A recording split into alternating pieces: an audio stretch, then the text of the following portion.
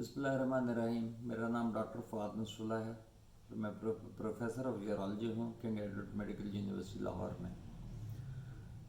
तो आज कुछ इम्प्लांट पे बात करना चाह रहा हूँ।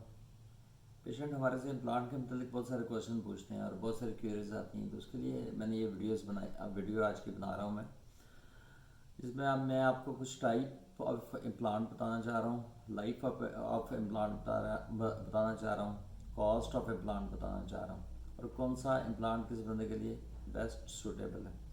इम्प्लांट की बहुत सारे टाइप हैं। मेन टाइप्स जो इस वक्त हैं वो दो टाइप्स हैं। एक मैलिएबल इम्प्लांट्स होते हैं, जो दो रॉड्स होते हैं जो हम पीनस के अंदर डाल देते हैं। कारपोरा पीनस के अंदर दो होल लाइक बॉडीज़ होती हैं, टनल लाइक बॉडीज़, यानी कि दो गुब्बारे होते हैं जिनको कारपोरा कैवर्नोसा कहा जाता है, जिनके अंदर इम्प्लांट डाला जाता है। तो जो मैलिएबल इम्प्लांट है वो कारपोरास के अंदर डाल के कारपोरा बंद कर दिए जाते हैं, और उसके बाद ये इम्प्लांट जो हैं 45 डेज़ के बाद फंक्शनल हो जाते हैं। जो 3 पीस इम्प्लांट होते हैं इसमें कारपोरास के अंदर बैलून ही डाले जाते हैं, यानी कि बैलून के अंदर बैलून डाल के इनकी जो इनकी पाइपिंग है उसको बाहर निकाल लिया जाता है, और इसमें एक रिजर्वायर होती है, ये दिखाइएगा, इसमें रिजर्वायर होती है और एक पुश बटन होता है। इस रिजर्वायर में हाइड्रोलिक फ्लूइड है यानी पानी है। जब हम बटन को, ये बटन नीचे टेस्टिस में होता है, इस बटन को हम पुश करते हैं तो पानी ये रिजर्वायर से इन सिलेंडर्स में चल जाता है जो कि पीनस के अंदर फिट किए होते हैं हमने, और पीनस खड़ा हो जाता है। उसके बाद जिस वक्त इरेक्शन नहीं चाहिए तो ये ऊपर एक और बटन है टाइटन, इस बटन को पुश करते हैं तो पानी वापस इन सिलेंडर से इस रिजर्वायर में चल जाता है। ये रिजर्वायर हमने मसाने के अंदर रखी होती है। ये सारा एक क्लोज्ड सिस्टम होता है। तो ये है 3 पीस इम्प्लांट, लेकिन ज़्यादा बात जो हम करेंगे वो आज 2 पीस मैलिएबल इम्प्लांट की करेंगे। 2 पीस मैलिएबल में इस वक्त कॉमनली पाकिस्तान में जो हम इम्प्लांट डाल रहे हैं वो 3 तरह के इम्प्लांट डाल रहे हैं। उसमें एक है टेक्ट्रा एएमएस कंपनी का है। एएमएस दुनिया की बड़ी मशहूर कंपनी है। इस साथ कोलोप्लास्ट है, कोलोप्लास्ट का जेनेसिस है, जेनेसिस भी, कोलोप्लास्ट भी दुनिया की बहुत मशहूर कंपनी है, और कोलोप्लास्ट का मैलिएबल इम्प्लांट बहुत ज़्यादा यूज़ होता है। उसके बाद इंडियन और बांग्लादेशी इम्प्लांट आते हैं, बल्कि अब तो पाकिस्तान में भी इम्प्लांट बनाने स्टार्ट हो गए हैं, शुरू हो गए हैं। तो इसमें मतलब अब टाइप ऑफ इम्प्लांट आ जाती है कि एक बंदे ने कौन सा इम्प्लांट बेस्ट है। अब हर इम्प्लांट की अपनी क्वालिटीज़ हैं। एएमएस का नाम दुनिया में इम्प्लांट में सबसे ज़्यादा दिया जाता है। एएमएस का इम्प्लांट है टेक्ट्रा।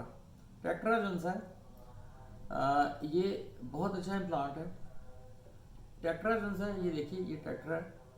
तो इसमें इम्प्लांट जो सा है इसको मोड़ा जा सकता है आगे से, ये पिंस के अंदर फिट हो जाता है। मतलब 2 इम्प्लांट हैं, ये फिट हो जाएंगे, और मतलब ये पिंस इरेक्टेड फॉर्म में है। जिस वक्त हमने सेक्स करना है तो ये बिल्कुल इसको सीधा कर लें। बाद में आप इसको ऊपर भी मोड़ सकते हैं क्योंकि इसमें मेमोरी है, और इसको नीचे भी मोड़ सकते हैं।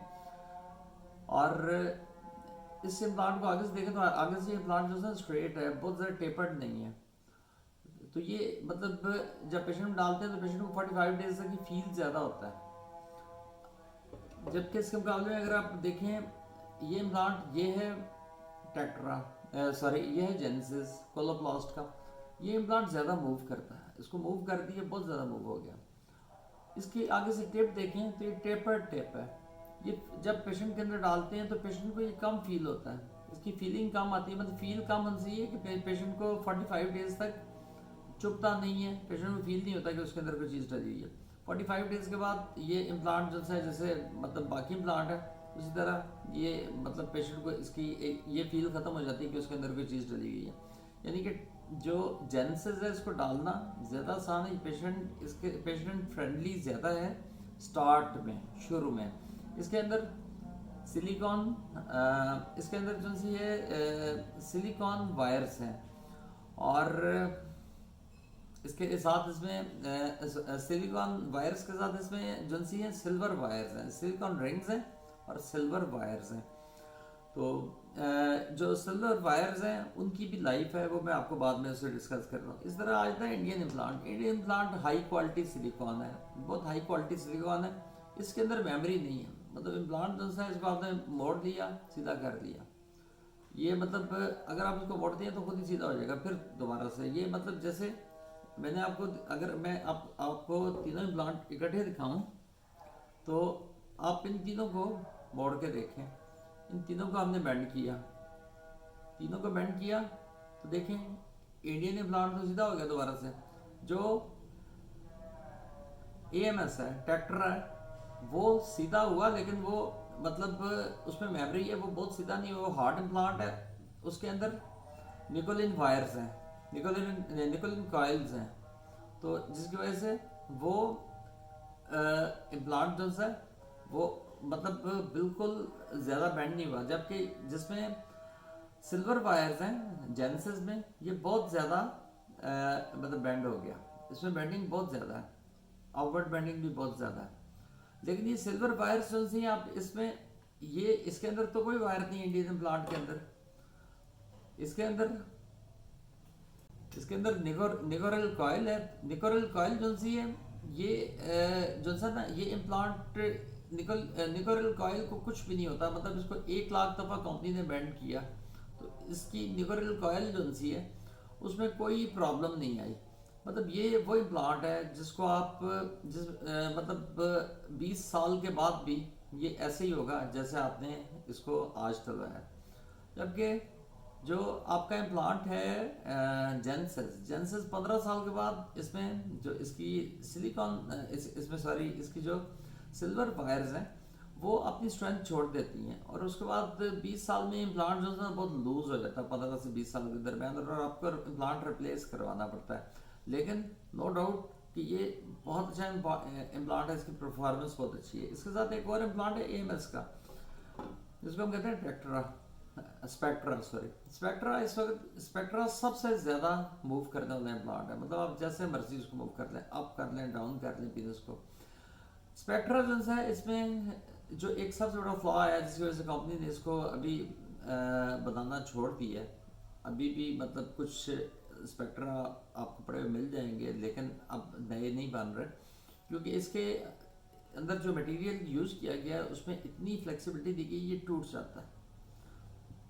स्पेक्ट्रा के 2 इम्प्लांट डाले जाते हैं, मतलब जैसे पीनस में 2 ही रॉड डाले जाते हैं, अगर एक रॉड टूट भी जाए तो दूसरा एरेक्शन करवाता रहता है, मतलब फंक्शनल रहता है अनटिल के दोनों रॉड्स टूट जाएं, फिर उसको रिप्लेस करना पड़ता है। स्पेक्ट्रा में 7 साल के अंदर देखा गया है कि मोस्टली इम्प्लांट टूट जाते हैं 7 ईयर्स के अंदर, और इनको रिप्लेस करना पड़ता है। तो ये मतलब इम्प्लांट्स के मुतालिक बेसिक बातें थी। अब आ जाते हैं हम कॉस्ट पे।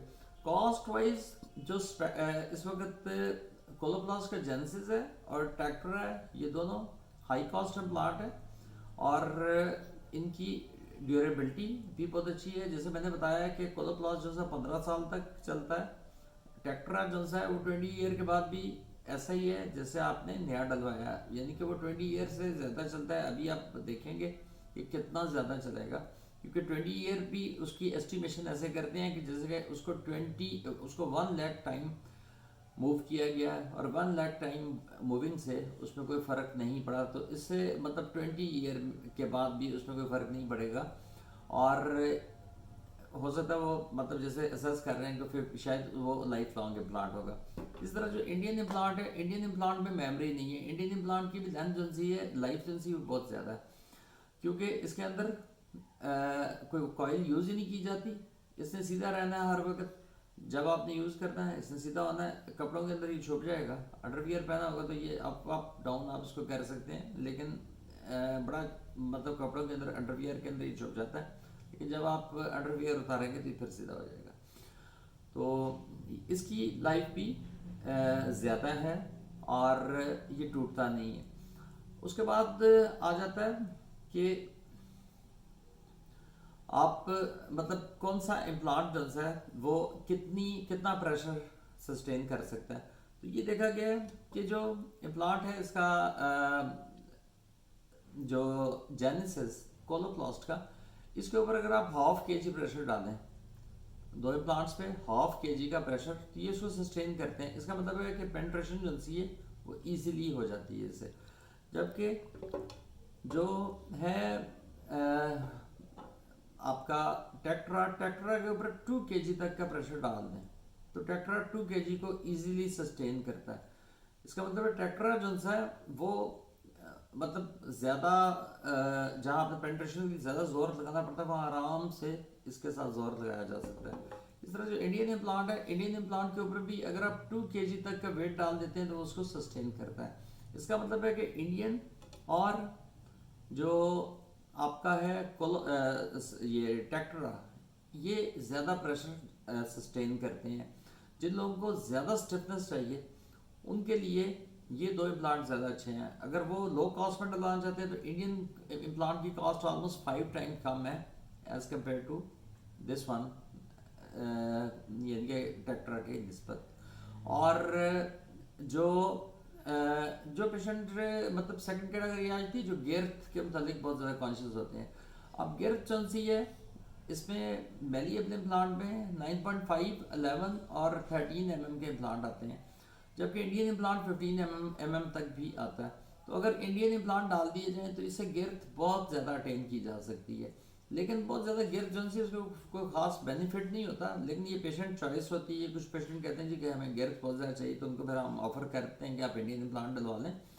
लेकिन जो गिर्थ है 13 mm के इसके कोलोप्लास्ट या 13 mm का टेक्ट्रा, इनसे भी बड़ी रिजनेबल गिर्थ जो है वो अटेन हो जाती है, जो कि सेक्स के लिए बड़ी अच्छी गिर्थ है। बाकी इम्प्लांट की लेंथ, इस इम्प्लांट की लेंथ जो है वो अगर इसको छोटा करना है तो आप इसको छोटा कर सकते हैं काट के, मतलब पेशेंट की साइजिंग करें और साइजिंग करके और आप इसको छोटा कर सकते हैं। ये मैंने एक सेंटर साइड पे लगा दी, एक सेंटर इस साइड पे लगेगा इसका। बहुत शुक्रिया आपका।